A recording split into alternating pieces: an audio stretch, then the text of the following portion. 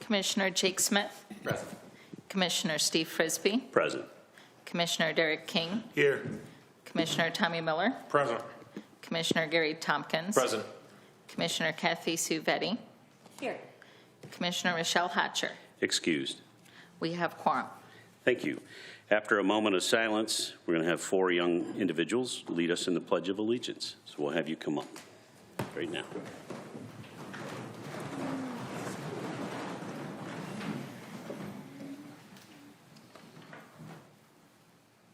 Thank you. Tonight we have Isaiah, Daniel, Elijah, and Johanna. Did I say it right? And these 4, Johanna, I'm sorry. These 4 are the grandchildren of Terry Lowe, who we're going to honor in a little bit. So take it away. Face the crowd, or actually, yeah, lead the crowd. Yeah.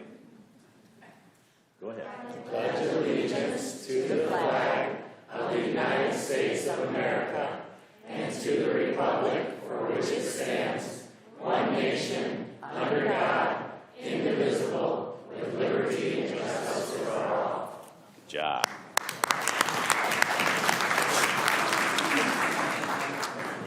Thank you. Can I have a motion to approve the December 16, 2021 Board of Commissioners regular session agenda as presented? So moved. Betty. Support. Betty and Miller, is there any discussion? All those in favor say aye. Aye. Anyone opposed? Motion carries. Can I have a motion to approve the minutes of the Board of Commissioners December 2nd, 2021 regular meeting as presented? So moved, Tompkins. Support. Tompkins and Smith. Any discussion? All those in favor say aye. Aye. Anyone opposed? Motion carries. The next item on the agenda is citizens' time. During citizens' time, the board chair shall recognize any person wishing to address the board. A person recognized by the chair shall approach the podium and state his or her name and community of residence. A person may address the board only once on the same matter during each period set aside for citizens' time on the agenda and only on matters that are relevant to county government. The chair shall control the length of each time each person shall be allowed to speak, which shall not exceed 3 minutes and shall not allow negative personal comments. Is there anyone that would like to address our commissioners tonight? Anyone? Anyone? All right, we'll move on. Are there any elected or appointed county officials who would like to address us tonight? Comes the sheriff. Good evening. Just wanted to cover, I'll be brief, a lot of good things happening tonight. I just wanted to cover 12B2, which is the secondary road patrol additional funding appropriation. Just some great news on that. Several sheriffs worked statewide with the Michigan Sheriff's Association, our lawmakers in Lansing, and we're seeing an increase from $116,000 to $201,000. So a lot of good things. Those are funding the 2 sheriff's deputies who are our secondary road patrol. As we're seeing those fatal crashes start to increase, we need those deputies on those secondary roads so we can increase and really work on that accident prevention. Next step is to encourage Lansing to fund this permanently so we're not in this yo-yo back and forth situation. So that's our next goal. So a lot of good things there. Boundary spanner in the jail, we're up to 24 people that are being serviced in some way by our boundary spanner. Some way they are reaching out with some services, so we're seeing a lot of success there. Our MAT program, meeting with Wayne State here in January with our MAT program, we do not, looks like we have funding through different sources to cover that, so very exciting program that we're looking at there. We teamed with the Genesee Human Oppression Strike Team for human trafficking here recently with a very successful operation. Very discouraging and troubling, but we had a successful operation with them, and that is a goal. So several deputies worked in that program, and then lastly, our corrections officers. Certainly, we are still working very hard over both in corrections and in law enforcement, and they're working very, very hard. I just want to let you know I'm proud of them. There's a lot of struggles with COVID and things, and they're just doing a fantastic job, and I just wanted to give them a recognition. So thank you. Have a great night. Thank you. Any other county officials? Good evening. Thank you, Chair. First of all, I'd like to wish each one of you a wonderful Merry Christmas and a peaceful and successful 2022. But tonight we are here to honor our elections, Chief Deputy of Elections, Terry Lowe. We're going to do a proclamation a little bit, but I just wanted to thank her publicly for her almost 30 years of dedicated service to Calhoun County and the Elections Division, and I just really appreciate her. And what a wonderful tribute by our packed house. We wish it was packed this way every Board of Commission meeting, so we just thank everybody for coming and supporting her. But we have searched high and low, and after many interviews some were very exhausting, we have found a replacement as best as can be for Ms. Terry, and that is Jill Stout. I'm going to have her stand and introduce her. So some of you may know her. She's a long-lived Calhoun County resident and currently resides in Fredonia Township, and so we're just really excited for her. She's been here a week now and trying to learn as fast as she can before Terry retires at the end of the year. So I just welcome Jill as well and look forward to a great success and continuing in our elections division. Next, I would like to thank administration and the Board of Commissioners for passing the 40-hour PTO appreciation program for our dedicated workers.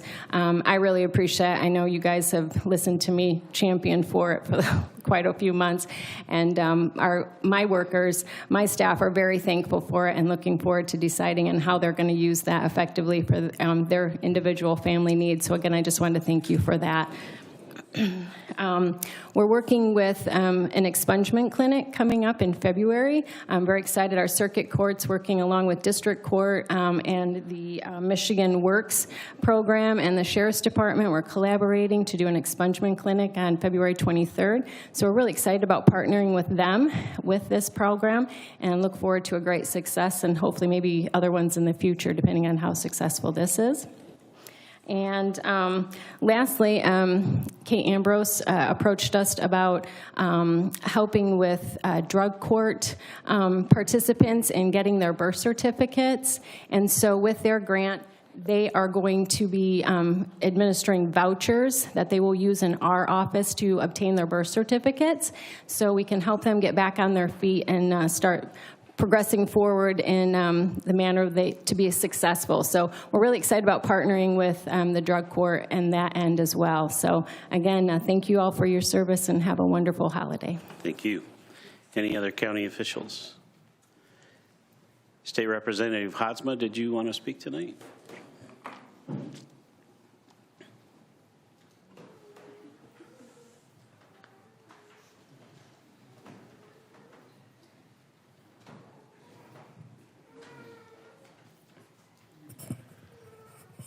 Thank you, Chair Frisbee, for allowing me to participate in the county officials' time. I'm apologetic. I was a few minutes late, but some habits never change.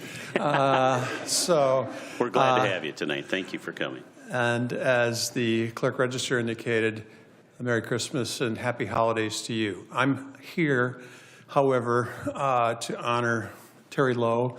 I know she's getting a proclamation soon, but Terry was always remarkably knowledgeable to me, remarkably helpful to me, remarkably patient when I brought in a fistful of precinct delegate forms at 3:59 on filing deadline day. So I just want to acknowledge what a wonderful resource she is to all politicians in our community. And to me specifically, not any differently than any others, she's always been great for all of us. And what a resource she's been to the County of Calhoun. And I wish you all the best, Terry, in your retirement. If I don't know something, I'll call you up, even in your retirement, because she's the Bible when it comes to anything elections. Amen. Thank you. Merry Christmas and Happy Holidays. Thank you. All right. We have 3 special orders of business tonight, and the first one is a proclamation on the retirement of Emergency Manager Dirk Dunham. Commissioner Smith will read that into the record. Thank you, Mr. Chair. Was Dirk able to make it today? Did he Yep, sneak he's in the back row. Come on up. There we are. All right. Whereas Dirk Dunham has served as emergency manager for 13 years during the tenure of Sheriffs Al Byam, Matt Saxton, and Sheriff Hinckley, leading emergency response to major incidents in Calhoun County and providing risk management assistance countywide. And whereas Dirk was hired by Calhoun County Sheriff Al Byam in 2008 after serving as a volunteer special duty sheriff with emergency services since 1993, and before being hired into this role, Dirk was director of admissions at Olivet College, a firefighter with the city of Marshall, a member of the Michigan Sheriff's Association, and held countless crisis and emergency trainings and certifications. And whereas Dirk was a leading emergency manager in response to the oil spill that took place in 2010 when 800,000 gallons of oil polluted the Kalamazoo River and included EPA involvement to handle the cleanup, Dirk Dunham played a critical role in keeping residents safe and ensuring the situation was handled properly. And whereas Dirk Dunham has played a huge role in the management of logistics of Calhoun County's countywide COVID-19 Emergency Operations Center by creating the link between our local response to state and federal resources, moderating weekly meetings among Unified Command Team, the Joint Operations Center, and the Joint Information Center briefings, and connecting resources to ensure an efficient and effective public health response. And whereas Dirk has been committed to the community as we faced emergencies or prepared for potential threats, notably leading to operations during straight-line winds that devastated the region in May of 2001, and assisting with the acquisition of LESO equipment from the federal government, as well as serving as the board member of the Michigan State Police Division of Emergency Management and Homeland Security for many years, leading Calhoun County Local Emergency Planning Committee, and starting multiple volunteer emergency management programs such as CERT, which assisted the Sheriff's Office with body recovery searches and more. Whereas Dirk's leadership as emergency manager has improved the standard of emergency management in Calhoun County. His organization skills and warm personality have improved relationships between essential service organizations in Calhoun, and his passion for helping people during the most stressful times has improved the lives of our residents. Now, therefore, be it resolved, the Calhoun County Board of Commissioners expresses its most sincere appreciation for Dirk Dunham for his years of service to Calhoun County and its residents. Dated today by Chairman Steve Frisbee. Thank you, Dirk.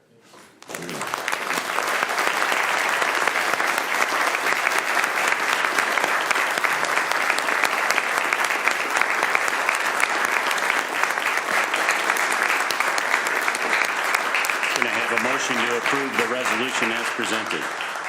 So moved. Support. Any discussion?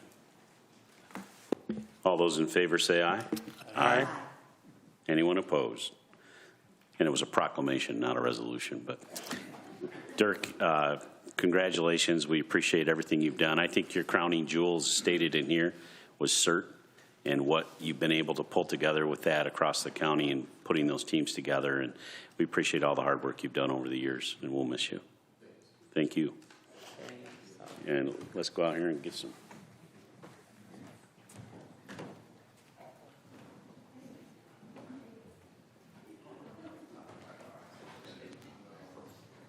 You want everybody? All of us?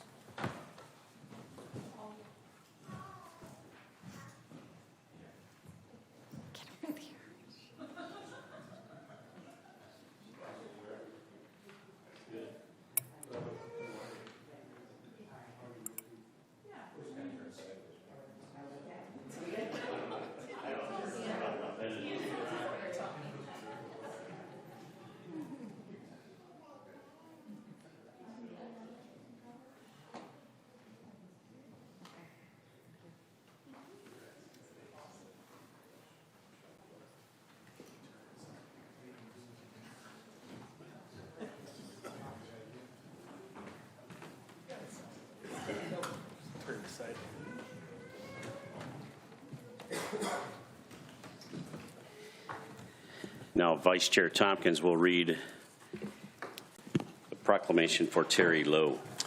All right, thank you, Mr. Chair, and certainly it is a very distinct honor and privilege to be able to do this evening, to read this tribute to Terry S. Lowe. Whereas Terry S. Lowe, Chief Deputy Clerk of Election with the Clerk and Register of Deeds, will retire from her position on December 31st, 2021. And whereas Terry was hired as an accounting clerk 1 on March 31, 1992, her skills for accuracy and detail were evident early on in her career, and don't we know that to this day, right? Exactly, as politicians.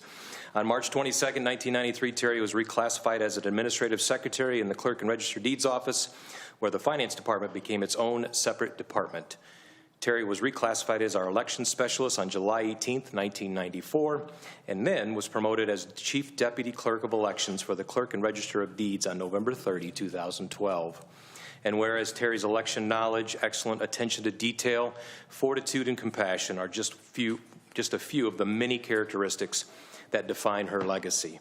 And whereas God, family, and community is everything to Terry, as evidenced by her love for her husband Dan, her daughter Kristen, her son Michael, and her son Daniel Jr., wife Erin, and those grandchildren that we got a chance this evening to have the Pledge of Allegiance, Daniel III, Johanna, Isaiah, and Elijah. The many organizations she has dedicated her time and talents to, such as the Gideons International, North Athens Baptist Church, Athens Area Youth Council, Athens Community School Boosters, Athens Area Community Foundation, and the 4-H Swine Club. And whereas Terry's almost 30 years of employment have been marked by loyalty, dedication, and commitment to public service. And whereas Terry will be greatly missed by her fellow Calhoun County employees, co-workers, and more than 23 current and past local, city, and township clerks, as well as citizens she has served, and I would have to say the politicians as well, because many of us would have to say, remember, slow down, right, Terry? I always remember that from you. Now, therefore, it be resolved by the Calhoun County Board of Commissioners that Terry S. Lowe is hereby honored and thanked for her many years of dedicated service to Calhoun County and its citizens. We offer Terry our very best wishes for a healthy, happy, and well-deserved retirement. Dated on the 16th day of December, signed by our chair, Steve Frisbee, and by our Calhoun County Clerk and Register of Deeds, Kimberly A. Hinckley. Congratulations, Terry. Absolutely. Round of applause.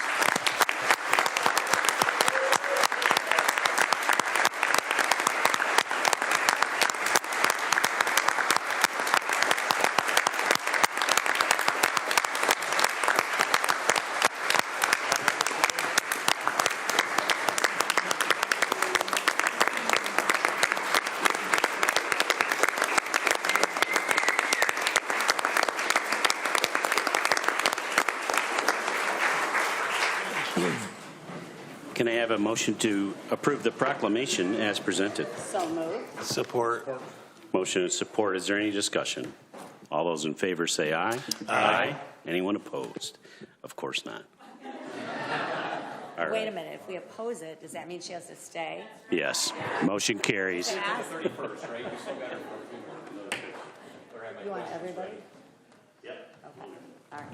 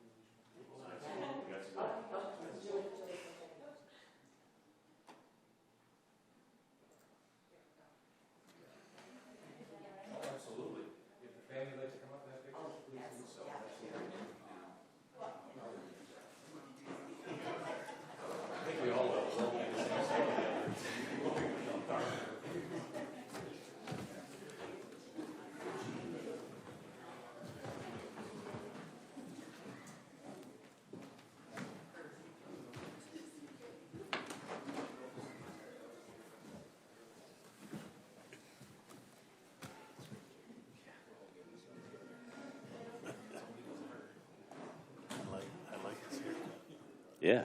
Nice haircut, Daniel. Is that Daniel? Lowe's nose. Yeah. Good looking, man. Yeah. Razors. Razors. Daily. Congratulations, Terry, again. Yep.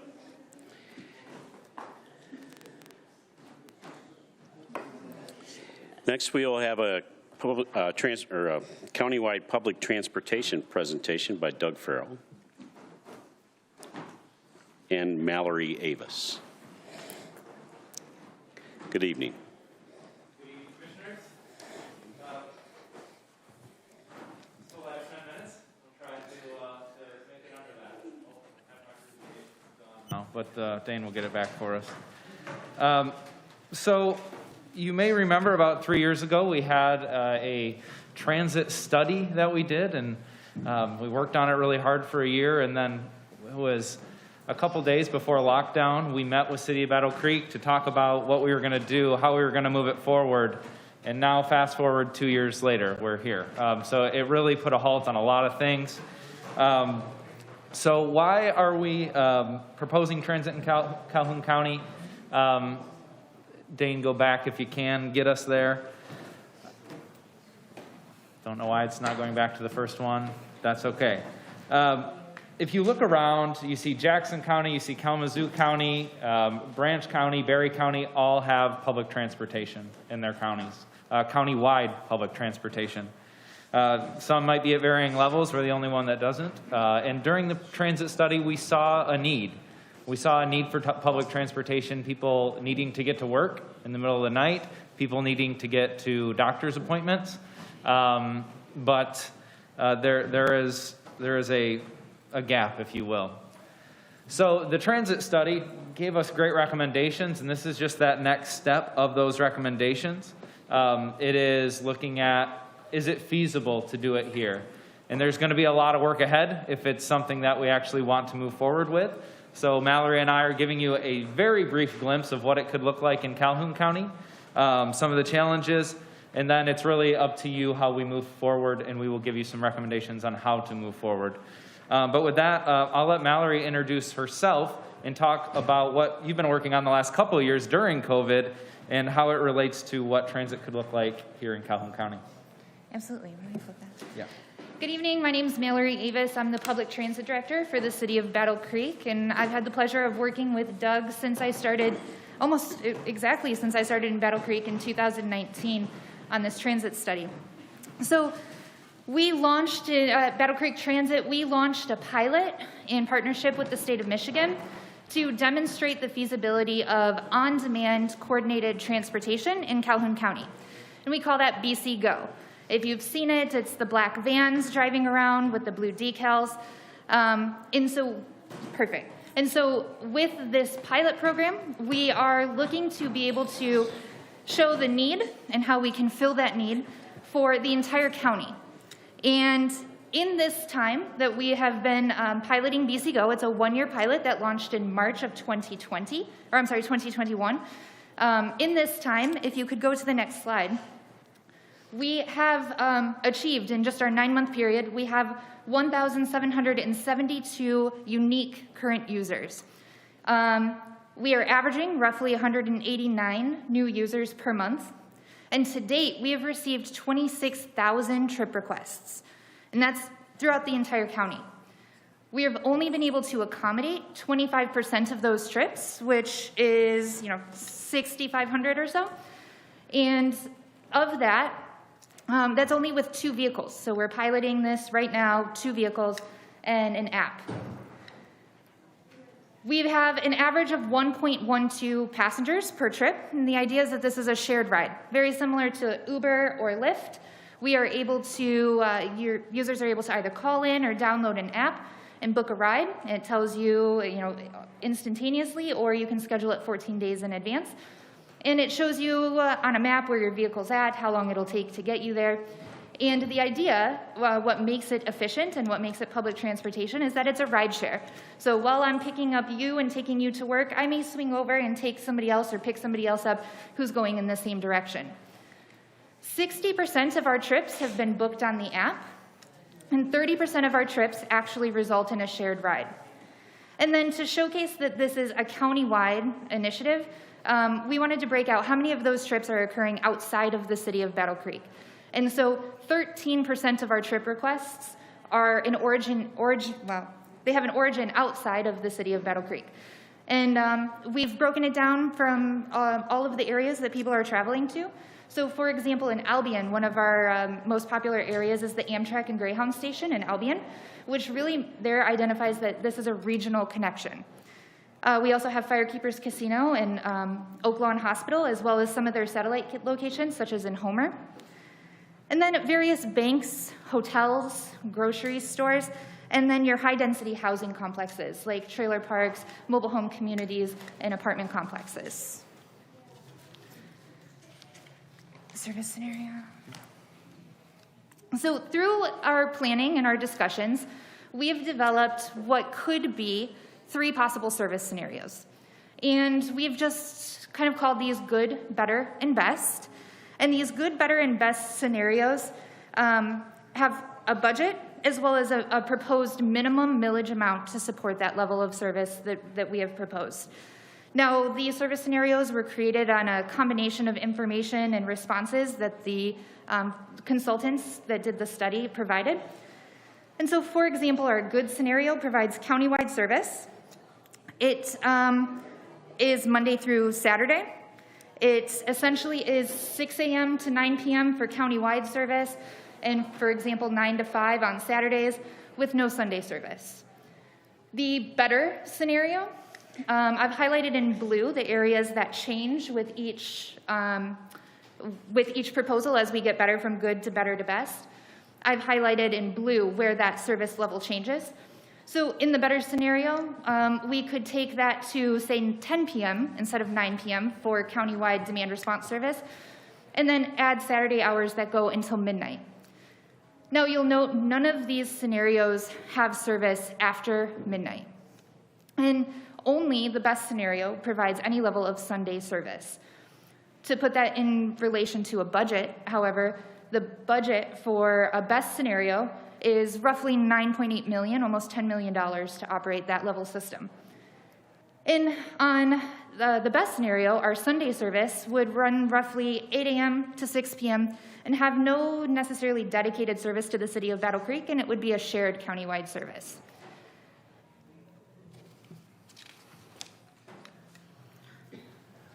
So for next steps, again, this is the super high level of public transportation. We need to really dive deep into this with you and with others in the community. Start talking and getting feedback. So we're proposing a January 26th public transit meeting to elected officials. And that would be to all city elected officials first and county elected officials to really start talking about this more in depth. Our recommendation is that the Board of Commissioners put that meeting together with the joint presentation between Mallory and I and start some discussion.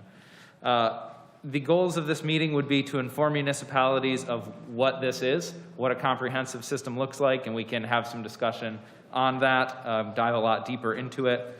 Proposing an outline for how an authority could be formed and funded at these various levels of service that Mallory discussed. Or different, right? There's endless possibilities of how this could be created. Provide a timeline for when a transit authority could be created and operational. So next slide, please. The key task in making this happen, obviously, like I said, the January 26th meeting that we're proposing and requesting, I think really starting to talk to the cities that would be dramatically impacted by this, that already have public transit assets that could be brought to the table as part of a larger effort for public transportation. And I'll get to townships in a second on how we bring them in. And then also transition manager is needed, somebody that can identify the processes for creating an authority, selecting the board members, articles of incorporation, working with administration and council on what's needed there. So hiring a transition manager is an important step. And then I think that's where we start bringing in our municipalities, our townships specifically, to say, okay, you know, City of Battle Creek's really interested in helping provide this service. Maybe the county is interested in doing an authority. Now, where are our townships at? And where is their support and what would they like to see? So I think there's a lot of moving parts. There's a lot of steps. And this January 26th is first part of that. So it's you know, I think we could do multiple hour workshops just on this. So I apologize that this is so brief, and just would appreciate any feedback.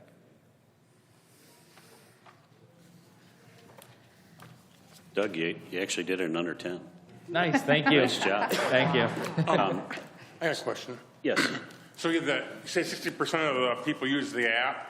What do we have to help out, like elderly people? A lot of elderly don't have any knowledge of apps. I mean, a lot of them have flip phones still. That's a great question. Is there a good way to get the word out to them to advertise so they can? We do. So we would still maintain a phone line. So we still have a central dispatch, essentially. And through there, we also have a mobility manager. So we're able to, if I'm going to use a senior, for example, if a senior did call in, not only could we book their trip over the phone, but we could also help them make sure that they were riding the correct service. So for example, Community Action provides senior transportation. You know, is this a trip that they would be better suited for Community Action or better suited for the public transit system? And that's where kind of that comprehensive word comes in, and it's a coordinated effort. All right, thank you. And You're welcome. If I may, during the shuffle, there's one important part that I missed on this system. When we say comprehensive system, we mean one system, meaning City of Marshall Transit goes away and becomes part of this. City of Battle Creek Transit either operates this or becomes part of this. And it is branded together as one. So that's something I don't want you to be surprised by. When you look at those large numbers that we showed you, $9 million, that's why it's so large. But obviously, again, we can get into that a lot more deeply in a bigger session. Okay. Any other questions? Commissioner Smith? Thank you, Mr. Chair. I'm curious, when we talk about countywide transportation, are we talking, and it sounds like we're leveraging existing resources for municipalities, City of Battle Creek, for example. Are we talking about a fleet of buses, or are we like dial-a-ride type individual Yes. cars? So it would be a combination of most likely something like a minivan or a full-size van, or it's called a cutaway, like a small minibus. We're not talking about the big fixed route buses that you see going around Battle Creek. It would be smaller, more efficient vehicles. Conditionally, based on that then as well too, did the transit study at all look into why private enterprises like Uber, Lyft, I know Community Action does great work on the topic, but why they aren't servicing the area to meet the need, or was that part of it at all? They did not address that specific issue. I think truly it has to do with demand and the quantity of work that's available. What we've heard from Lyft drivers is that they can make more by going to Kalamazoo than staying in this area. Thank you very much, guys. Looking forward to the session on the 26th. Yeah. Any other questions, comments? Kelly and I, along with Doug, are serving as somewhat of a steering committee so far, and it's the county city meetings that we do about once a quarter. We'll be stepping those up a little bit. So one of the things that I expressed was just that. How do we entertain into the system some private enterprise and potentially meet demands between a public and private partnership? So we'll see how that goes, but some of the same concerns. So, yep. As you saw, and maybe it'd be beneficial to get everybody the breakdown of where BC Go has been by township and village, and get it to us so that they can see the impact in their own districts. Absolutely. All right, awesome. Thank you. Thank you. We have 8 items on the consent agenda. Can I get a motion to approve the consent agenda as presented? Support. I have a motion and support to approve the consent agenda of December 16, 2021. Is there any discussion? All those in favor say aye. Aye. Aye. Anyone opposed? Motion carries. Any special committee, workshop, or board reports? Commissioner Tompkins. Thank you, Mr. Chair. I actually have 2 this evening. First and foremost, the Senior Millage Allocation Committee met on December 3rd. We approved our SMAC meeting schedule for 2022. Pretty much status quo is continued. We also recommended for approval to appoint Shirley Tuggle as our newest member of our committee, replacing Art Kale, who has stepped away. We approved a mini grant request in the amount of $1,600 to Marshall Dial-A-Ride Partnership. We approved adding bedbug prep for renters to the minimum service standard. Now, this is important simply because right now, currently under the bedbug remediation program, This is exclusively for homeowners. What we found is that the renters were running into issues because they don't have a means by which to do that, and they were getting evicted, if you will. So we've been able to add this additional to the minimum service standards so that we can hopefully keep our senior renters in their homes as well if they're experiencing the bed bug issue. We also approved increasing the income limit to 250% of poverty for 1 year, effective January 1st, 2022, to help rebuild the seniors served. Obviously, through COVID, we've seen the number of senior service just down over that period of time. And I specifically, I know, at least with many of the constituents I've talked to, is that they've always been right on the cusp, if you will, of being able to qualify for some of those programs, be it ramps, hearing, the personal emergency response system, the minor home repair, and just were not able to get there because they have made just maybe a smidge too much. And what we're going to do this for a year and see what it's going to do if it's going to increase the amount of people that we can serve, and we're going to monitor it very closely and see where we go from there. So stay tuned for that. And also, too, we do not have a meeting in January. Our next meeting will be in February as well. And then also on the Calhoun County Solid Waste Advisory Committee, we met December 15th. Sarah Kelly announced that the county had collected over 81,000 pounds of household hazardous waste, which is an all-time high. So great job to everybody for bringing in that hazardous waste. From January through November, 5,326 loads of recycling had passed through the CNC landfill. With the county, it issued 453 passes, but that does not include the townships and other municipalities that might have also distributed those passes as well. The Southwest Michigan Consortium, if you remember, we had voted to dissolve that. Has voted to dissolve it, and the county will be receiving its share of the money in the account going forward. So that's going to be dissolved. With a new vendor, we also will now be accepting wrapping paper and tissue paper. That's going to be accepted now. And forthcoming will be the acceptance of colored glass and glass that candles come in. So we're really expanding our ability to be able to get more recycling there. We recommended for approval reappointment of Jim Curry, Kurt Tribbett, and Mike Yarger to our committee. And then we also approved our 2022 meeting schedule, which will be every other month beginning in February at our normal time at 4 p.m. So that is my reports for this evening. Thank you very much. Thank you. Anybody else? I'll just note that the 911 budget has been approved, and that includes a small increase in the cost in the fee-for-service of per call. That's the first increase we've had in quite a while, and the cost overall providing the service is still less than what it cost the 3 to 4 PSAPs that were in operation before. In 2007, the last year they were in operation. So clearly the Consolidated Dispatch Authority has made a good impact and kept their costs low. Anybody else? All right, we'll move on. There is no unfinished business, so I'll turn it over to Administrator Controller Kelly Scott. Thank you, Mr. Chair. First, I just want to express my personal appreciation for the two celebrities that we honored tonight in Proclamation, Terry Lowe and Dirk Dunham.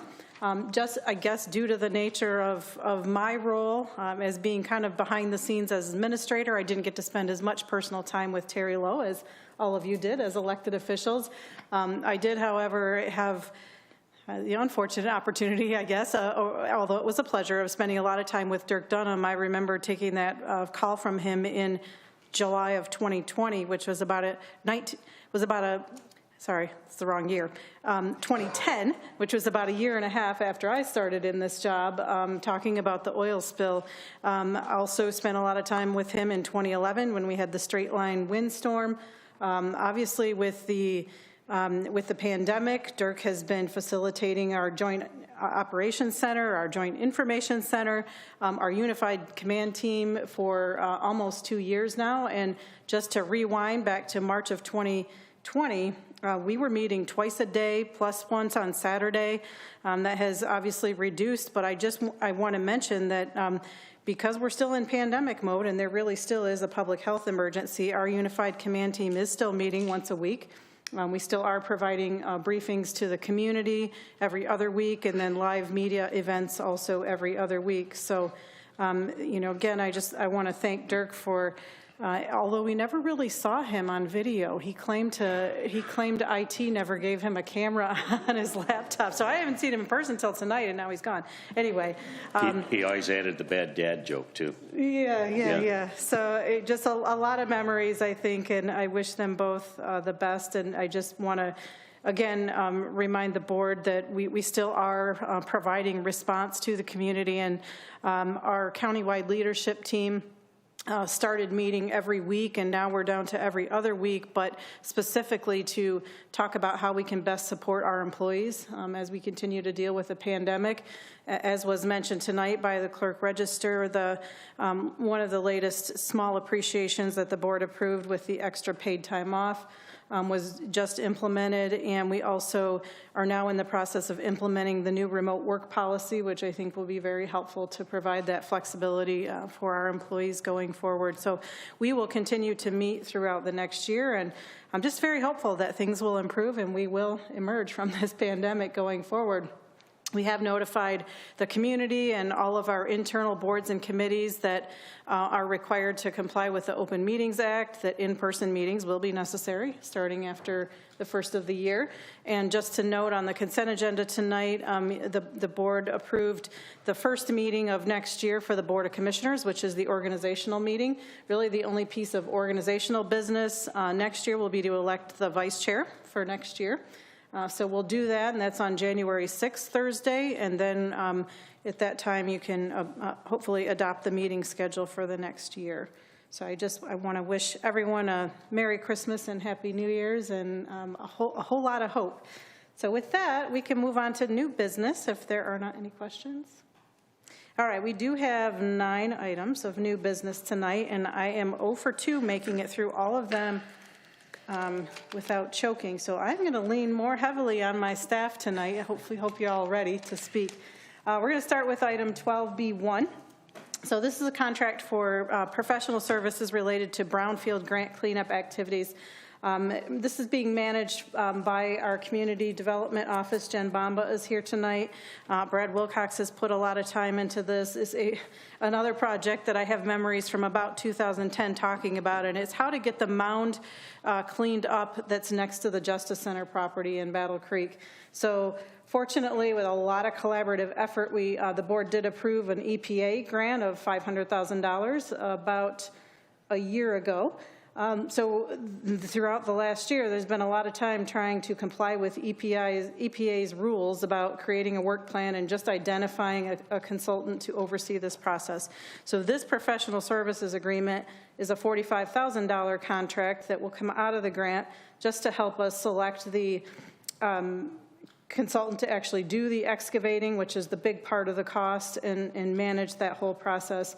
So this recommendation is for SME, which is Soil and Materials Consultants. They're going to do the environmental consulting. They were selected based on a competitive process through purchasing, and we have worked with them, of course, a lot in the past. The whole project could be estimated at about $800,000 or potentially more. And again, the big bulk of the cost will be in the excavation, the actual cleanup of the mound and proper disposal of the material that's within that. And this is to facilitate economic development and expansion of a local business that would like to use that property. So I'm very happy to see one more step in the right direction in the action box, and we would ask for your approval of this contract, and just note that there will be more to come as they select the contractors to actually do the cleanup work. Okay. Can I have a motion to approve the professional services agreement for brownfield grant cleanup activities as presented? So moved. Support. Betty and Miller, is there any discussion? Please vote electronically.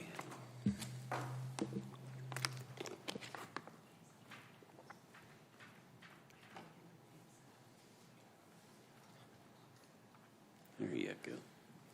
Talking about the elderly here and not understanding technology. The kids had to show, yeah. Everyone has voted. Motion passes unanimously. Thank you. Item 12B2 is the request that you accept a supplemental grant appropriation for the secondary road patrol program. This is the item that Sheriff Hinckley talked about during elected officials' time.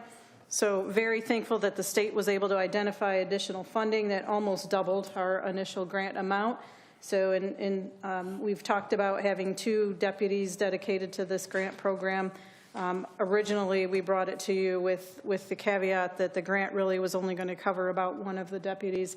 Now it should cover close to full funding for both of those deputies, so very much helps out the county general fund budget and public safety. It's in the amount, the additional amount is $116,873. Can I have a motion to approve the supplemental grant appropriation for the Secondary Road Patrol Program as presented? So moved. Support. King and Tompkins. Is there any discussion? Please vote.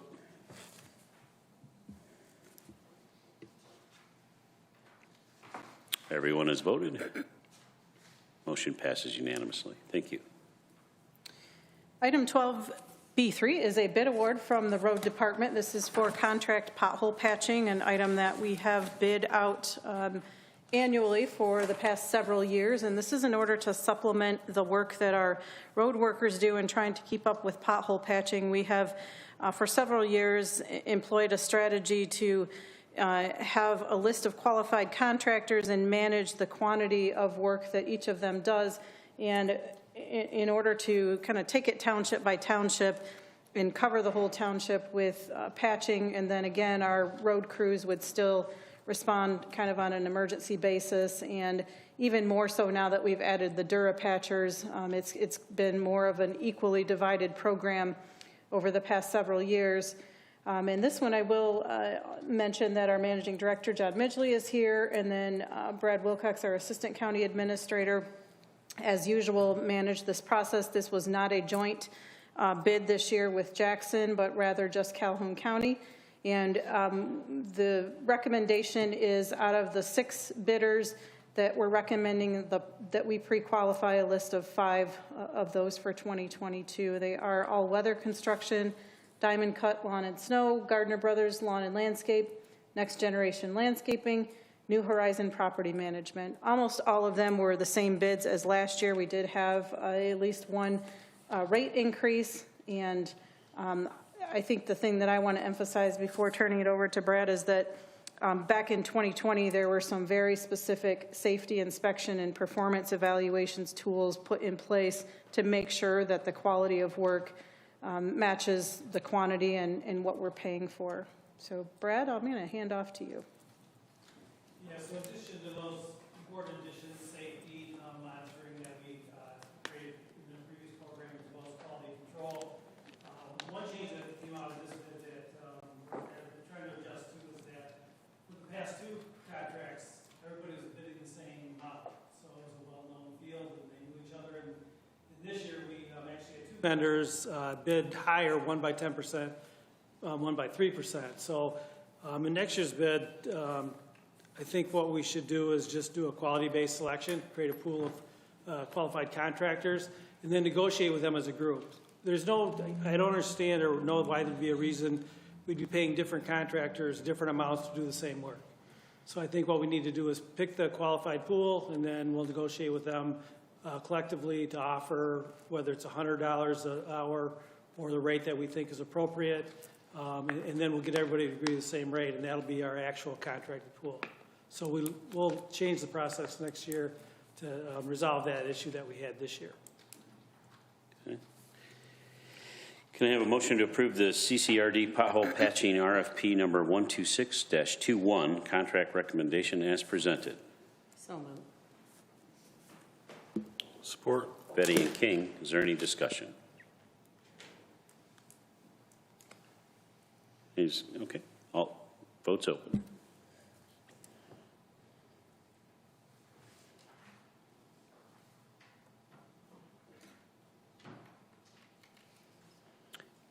Everyone has voted.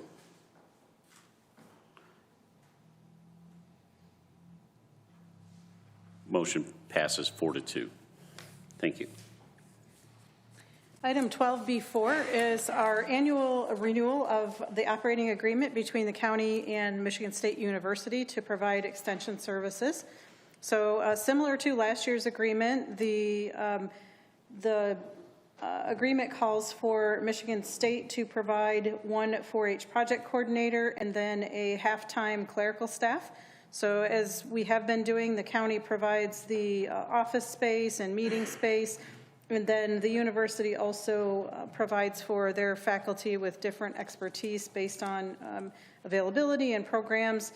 It's a total of $118,715. I think I saw our District Director, Julie Piak, here. Yes, in the back of the room. Thank you for coming. Julie oversees the program in Calhoun County and attends our department head meetings, so we appreciate that.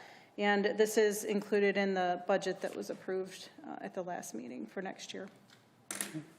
Can I have a motion to approve the MSU Extension Services Agreement for 2022 as presented? So moved. Support. Tompkins and Vetty. Any discussion? Yes.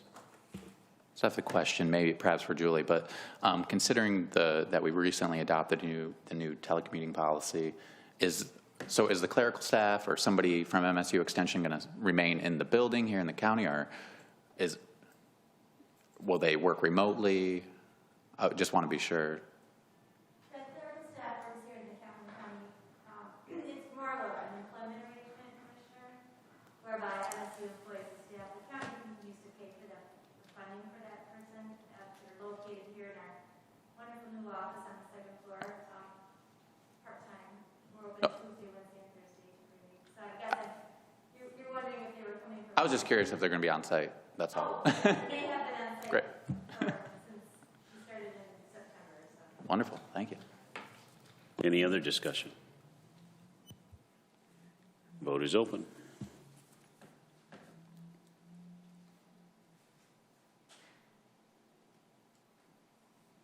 Everyone has voted. Motion carries unanimously. Thank you. Item 12B5, another item that you see every year at this time are final budget adjustments. So in accordance with the Board Policy 275, larger budget amendments do need to have board approval. And really the purpose for the year-end adjustment is to make sure that our financial statements accurately reflect the budget versus actual.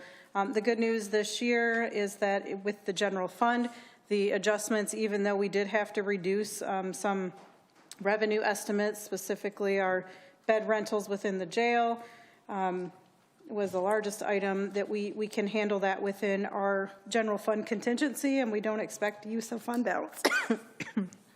Sorry. Too many Zoom meetings. Okay. Can I have a motion to approve the 2021 final budget amendments as presented? So moved. Betty and Smith, is there any discussion? Go ahead and vote.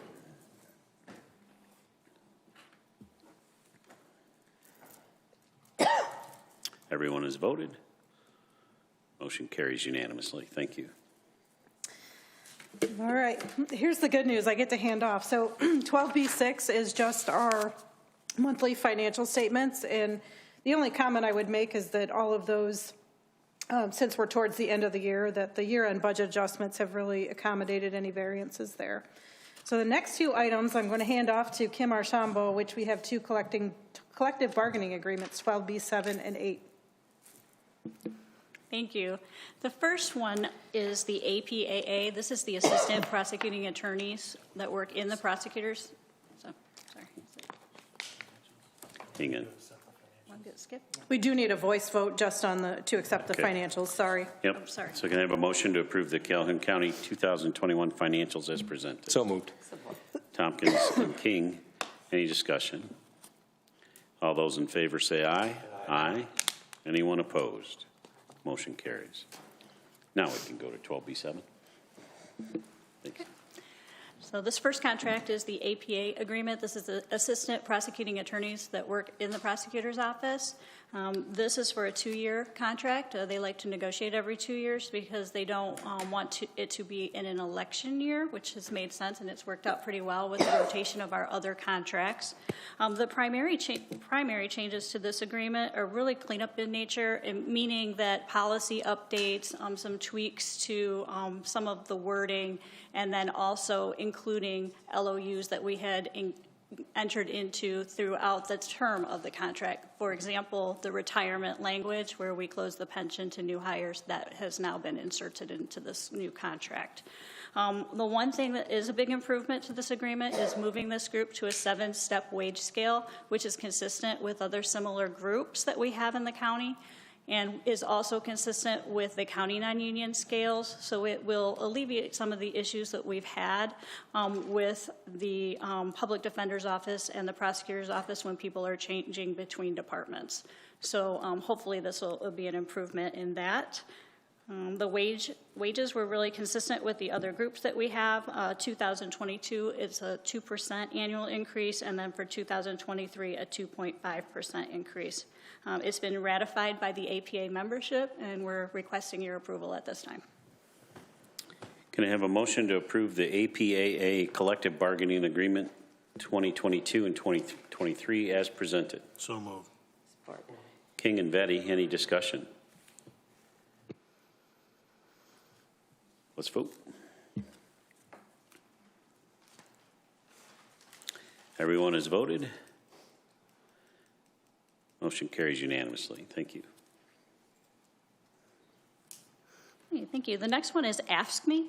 This is a really small group of county supervisors that work throughout the county. We have some maintenance supervisors and then some office managers that are in this group. This is for a 3-year agreement. Again, this is mostly cleanup in nature, including some of our policy changes into this, along with that retirement letter of understanding. The wages are completely the same for the first 2 years as what I just described for the APAA, 2% for 22, 2.5 for 23, and then the outlier year of 2024, a 2.5% increase, consistent with what we've got planned with the outliers in other groups.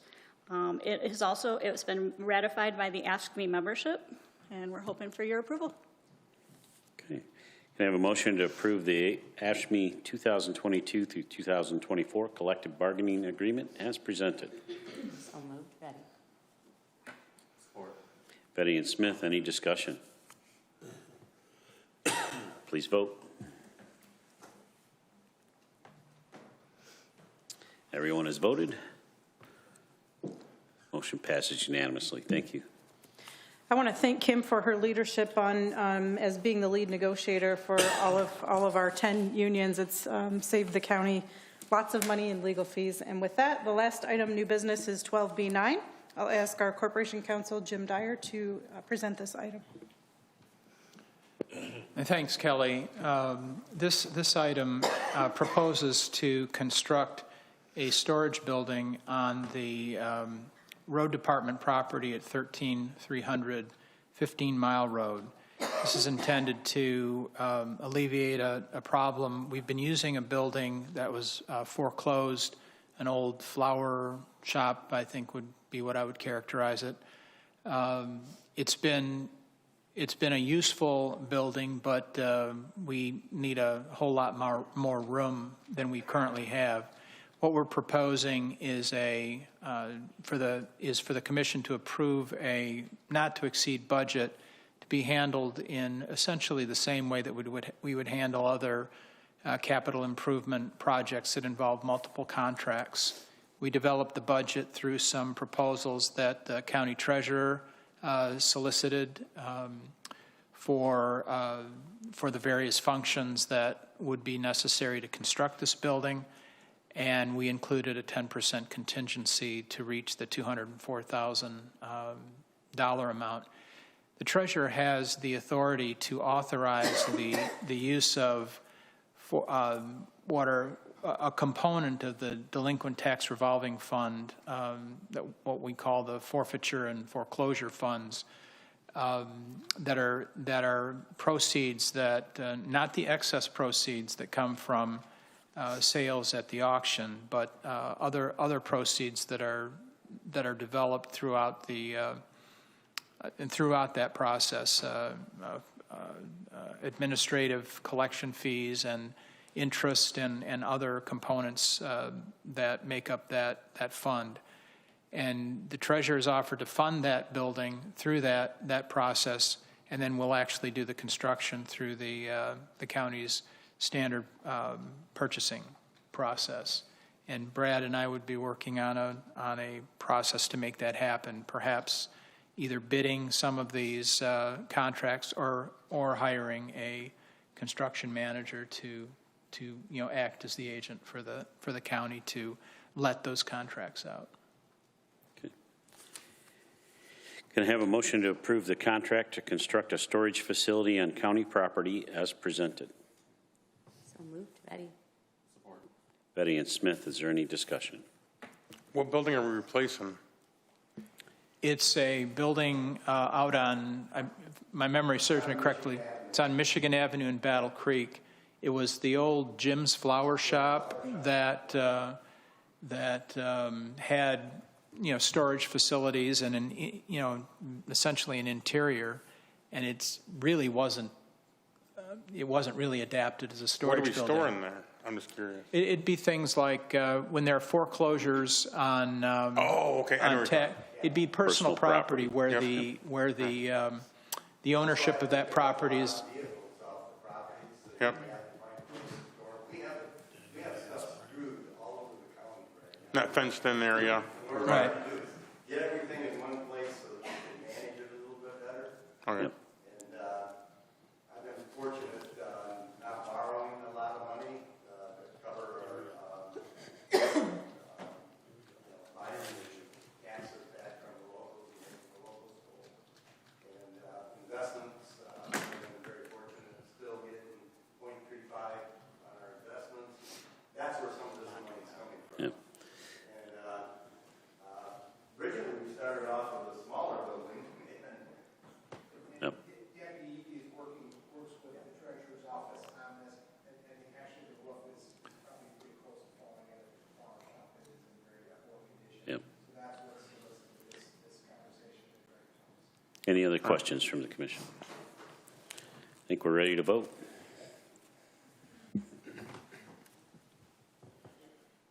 Everyone has voted? Oh, I thought we did. Yeah, we did. Betty and Smith. You usually got my back. All right.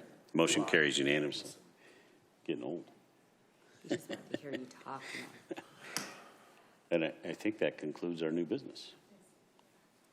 All right, we'll move on. Next item is citizens' time. Same rules as apply during the first citizens' time. Please limit your time to 3 minutes and no negative personal comments. Is there anybody who would like to address their commissioners? Mr. Hall.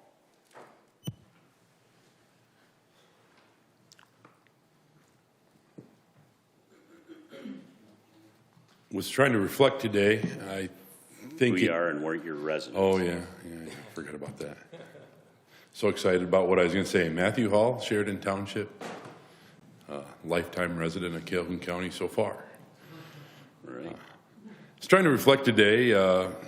I think it was 9 or 10 years ago I started attending county commission meetings, and I think it was 2012. I was working with Kim trying to figure out how to bring a bunch of road workers onto the county health plan right about this time of year, and we were struggling through trying to figure out how to do things. I was a new union steward at the road department, or road commission at the time, and hit the ground running. And my life has been, for me, a continuous improvement plan to try to see where I can go. So I have continued to try to educate myself and do well, and I just wanted to say thank you to everybody that has been here and worked with me, and especially Kelly. I know she took time out of her schedule to meet with me a couple times and give me some advice in my education interviews and stuff that I could quote her in my papers and those types of things. There are those that are gone, like Commissioner Van Sickle, that was a really neat guy to get to know. And there's a few faces that I met those 10 years ago still up here, but tomorrow's my last day at Calhoun County. I'm moving to Sheboygan County Road Commission. I'll be the managing director there on Monday. So I just appreciate all of you and wanted to take the time tonight to tell you thank you. There's many of you that have supported me along the way, so absolutely wanted to say thank you. Good for you. Thank you.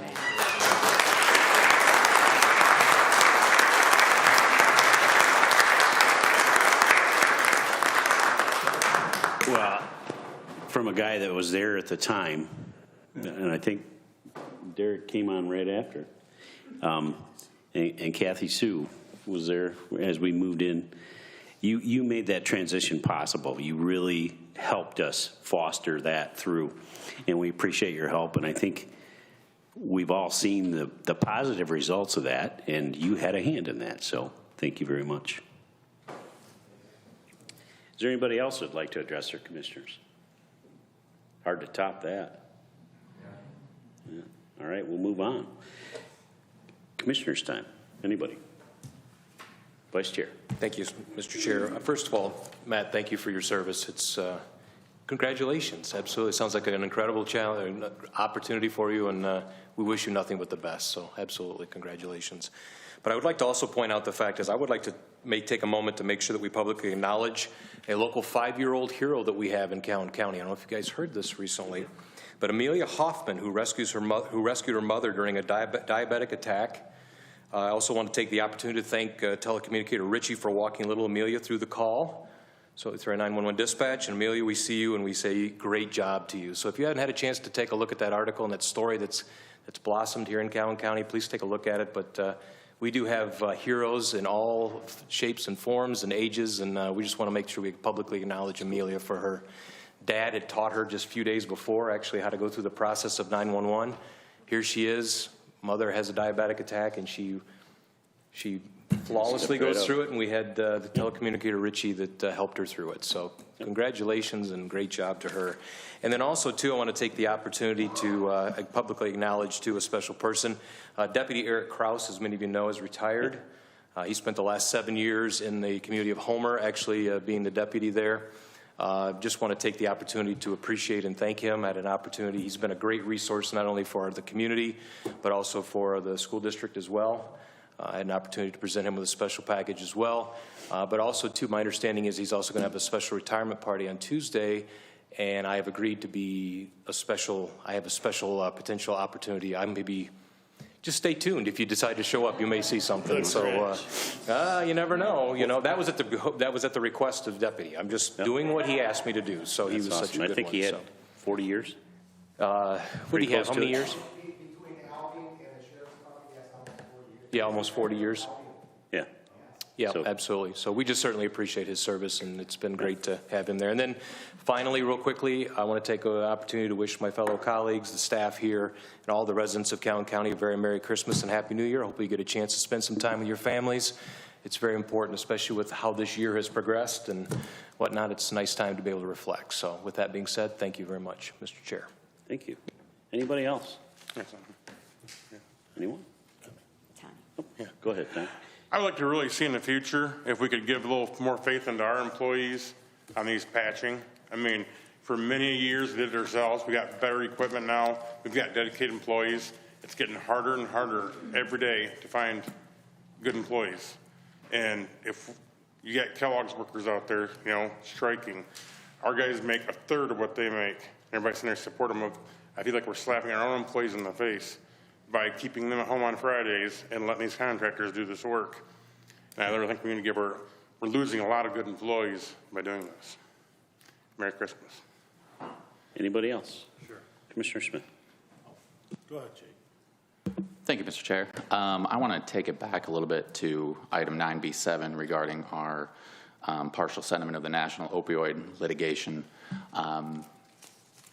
And I want to preface it first by saying I don't disagree with anything in the packet, the position of the administration, any action we took tonight, because it's, in fact, the only action we could take on this front.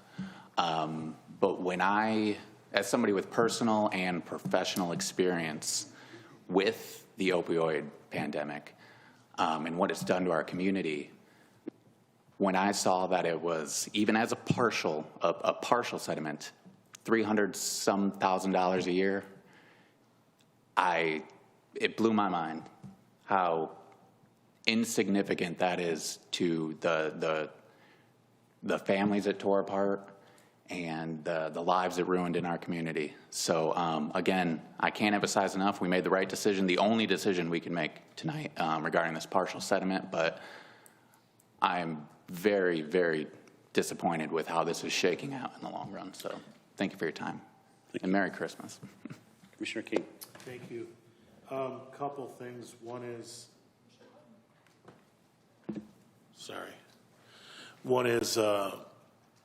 I'm sure we've all read in the paper about what happened at Summit Point. It's devastating. And I think we need to keep Summit Point and the staff in our prayers. We need to keep the police department in our prayers, and we need to keep the family, the person fighting mental illness in our prayers and their family. It's a sad deal, and it just reinforces what kind of issues we have with mental health. I think that have all been magnified over the last 2 years. I'd also, I wish well, I'm going to try to come up with a couple of nice things. The second one is Judge Tomac, who we all know, her husband is not good, and they think a goal is the first of the year, and I mean he's younger than he's like John Galbraith, and he's like 40 years old. I mean, and cancer got him, and it's horrible, and I think we all need to keep him in our thoughts. To just be comfortable and to have whatever time he can have left with his family and Judge Tomac and their son. It's horrible thinking about that. Now I got to think of something good to say. So it was great seeing a packed house tonight. I wish we had more engagement like that, all the time. It typically is always negative when people are here. So it was good when it was positive, and we appreciate seeing a lot of faces in the crowd. And I'd just like to say Merry Christmas and Happy New Year to everyone as well. Anything? Go ahead. Thank you, Chair Frisbee. Piggybacking off of Derek with Summit Point, I serve as the board chair, and I'd gone back and forth as to whether I wanted to say anything tonight or not. Our CEO, Jeannie Goodrich, did a phenomenal job. She gave me a call and said, I just want you to know everything is great. Well, great isn't really the word, I'm sorry. Everything is fine, no one's hurt, but you're going to start hearing things. And as I was talking to her, my phone was blowing up. And so anyways, and she said, I'll call you back as soon as I can. I did appreciate very much her knowledge and skill of handling that, and at least, giving me the knowledge that, they were all safe. The Battle Creek police officers they were there on hand right from the beginning, and they did an amazing job. And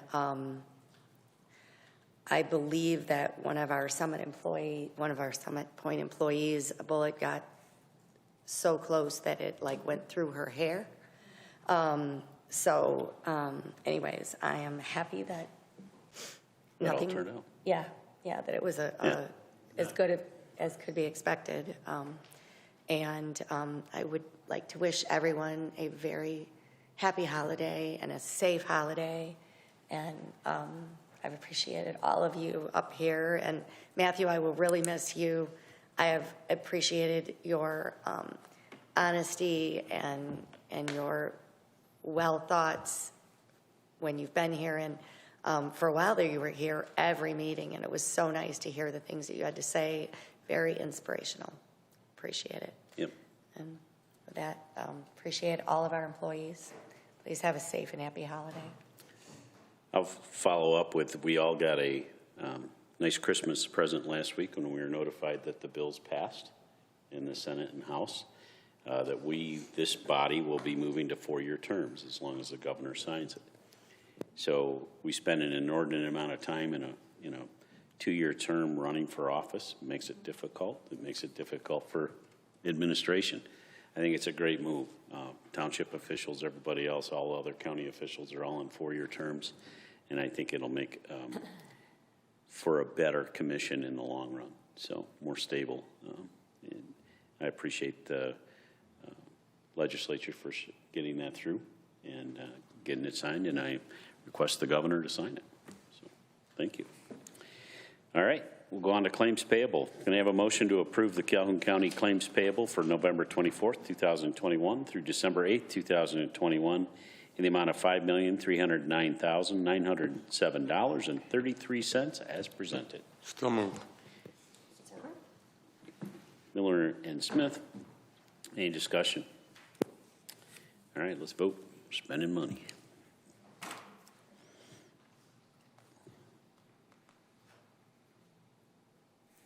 Everyone has voted. Motion carries unanimously. Thank you. Are there any announcements? Nothing from the 7th District? My goodness, I'm shocked.